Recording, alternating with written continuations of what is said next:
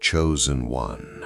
It was not random. It was not a misunderstanding. It was not something that could have been fixed with better communication, more patience, another conversation. Your own family turned on you. The people who were supposed to be your safe place became the source of your deepest wounds. The people who were supposed to celebrate you became the ones who quietly worked against you. The people who were supposed to protect you became the ones you needed protection from. And for a long time, you carried the weight of that, wondering what you did wrong, trying harder, forgiving faster, showing up anyway, even when showing up cost you everything. But today, God wants you to understand something, the real reason they turned on you, and it has nothing to do with your failures. It started when you began to change. Think back carefully. When did the tension begin? When did the warmth turn cold? When did the subtle exclusion start? It was not always like this. There was a time when things felt normal, and then something shifted. Not in them first, in you. You started growing, asking questions nobody wanted answered, wanting more out of life, setting boundaries that had never existed before, healing from things the family never acknowledged needed healing, dreaming beyond what the family considered realistic. And that is when it happened. That is when they turned, because your growth threatened their comfort, your healing exposed their wounds, your boundaries challenged their control, your elevation disturbed their stagnation. You changing meant that everything they accepted as normal was actually a choice, and they were not ready to face that. So instead of growing with you, they turned against you. The real reasons they turned on you. The first reason, you broke the family pattern. Every family has a pattern, a way things are done, a way pain is handled, a way members are kept in line. And for generations, that pattern ran, unchallenged, unquestioned, until you were supposed to carry it forward, stay silent like they stayed silent, settle like they settled, shrink like they shrank, but you did not. You broke the cycle. And when you break a generational pattern, the people still living in it feel it like a personal attack, because your freedom highlights their captivity. Your healing reminds them of their unhealed wounds. Your breaking free proves that staying was always a choice, and they cannot handle that truth, so they punish you for it. The second reason, you carry something they cannot explain. God placed something in you, a gift, a calling, a light that was different from those around you. And gifts attract two kinds of people, those who celebrate them and those who resent them, even in families, especially in families. Because in families there is proximity, there is comparison, there is a competition that was never supposed to exist. They saw your gift early, sometimes before you did, and instead of nurturing it, they tried to dim it, because your light made them uncomfortable with their own darkness. Your potential reminded them of their own unlived dreams. Your calling exposed the callings they had buried. So they turned on you, not because you were wrong, because you were different. And different in a family that prizes sameness gets punished. The third reason, you stopped being controllable. Control is the foundation of toxic family systems. As long as you were controllable, you were tolerated, even loved in their limited way. But the moment you stepped outside their control, the moment you made decisions without their approval, the moment you chose a path they did not plan for you, the punishment began.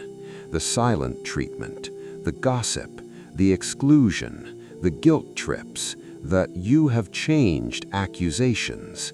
Because you had changed, you stopped being manageable, and to a family system built on control, that felt like betrayal, even though it was actually freedom. The fourth reason, you carried what they gave up. Somewhere in your family are buried dreams, abandoned purposes, surrendered callings, things people wanted but were too afraid to pursue. And when they see you refusing to abandon yours, refusing to shrink, refusing to settle, it reopens something painful in them, something regretful, something they never fully processed. And instead of dealing with that pain, they projected it onto you, called you selfish, called you arrogant, called you too big for your boots, because watching you live the life they did not have courage to choose was more than their unhealed hearts could bear. The fifth reason, the enemy used them. This is the part nobody talks about. When God assigns a purpose to someone, the enemy assigns opposition, and the enemy is strategic. He does not send strangers when he can send family, because the wound from a stranger heals faster, but the wound from your own blood goes deeper, lasts longer, creates more doubt. The enemy knew that if he could use your family to break you, to make you doubt yourself, to make you feel unworthy, to make you abandon your purpose, he could stop what God started in you. That is why it felt so coordinated. That is why it hurt so specifically. That is why the attacks came from directions you never expected, because it was targeted at you, at your calling, at everything God placed inside you. But what the enemy forgot is that God was using even that for your preparation. What God saw that you did not. He saw that you needed to be separated, not punished, separated from the voices that were confusing you, from the energy that was limiting you, from the comfort zones that were keeping you stuck. He saw that you would never fully step into your calling while still seeking approval from people who were never going to give it. He saw that the family environment was slowly suffocating your purpose, and he loved you too much to let that continue. So he allowed the turning, not to destroy you, to separate you, to reposition you for what was next. The separation felt like rejection, but it was redirection. The pain felt like punishment, but it was preparation. The loneliness felt like abandonment, but it was protection. God was protecting your purpose from people who would have consumed it, even unknowingly, even with love in their limited hearts. What this cost you? It cost you the version of family you always wanted, the holidays that felt warm and safe, the phone calls that felt like home, the unconditional belonging that every human heart was created to experience. And that loss is real. It deserves to be grieved, not minimized, not rushed past, not spiritualized away before you have fully felt it. Because pretending it did not hurt does not make you stronger. It makes you carry something unprocessed that surfaces in other relationships, in other seasons, in ways that confuse you because you never dealt with the original wound. So grieve it. Let yourself feel the loss of what should have been, what you deserved to have, what God intended family to be, before pain and generational wounds distorted it. Feel it fully, and then let God begin the healing. What you're choosing means for your bloodline. This is the part that will change your perspective completely. God did not just choose you for you. He chose you for your entire bloodline. You are the turning point, the one who breaks the cycle, the generational trauma, the generational silence, the generational patterns that ran for decades stop with you. Because you were chosen to be different, to heal what others refused to acknowledge, to break what others were too afraid to challenge, to choose what others were too wounded to pursue. And because of what you carry, generations after you will walk in freedoms they never had to fight for, because you fought them first. That is the weight of being chosen in your family. That is the honor buried inside the pain. What is coming for your family? God is not done with them. He sees the wounds that made them who they are. He sees the generational pain that was passed down to them before they even had a choice about receiving it. He sees the fear behind the control, the hurt behind the betrayal, the loss behind the bitterness. And He is working on hearts that seem too hard to change, moving on minds that seem too set to shift, sending truth into places where lies have lived for generations. Some of them will come around, slowly, painfully, in ways that feel too late but are still miraculous. Some will see you elevated and finally understand that what they called arrogance was actually calling, that what they tried to stop was actually God. And some will come to you privately with words you never thought you would hear from them. I was wrong about you. I did not see what God was doing. I am sorry for what I did. Those moments are coming, not for all of them, but for some. And when they come, receive them with grace, not because what they did was acceptable, because God is working in them the same way He worked in you. What you must stop doing, stop trying to make them understand before they are ready. Understanding cannot be forced, and spending your energy trying to convince people who have decided not to see is energy stolen from your purpose. Stop waiting for their apology before you heal.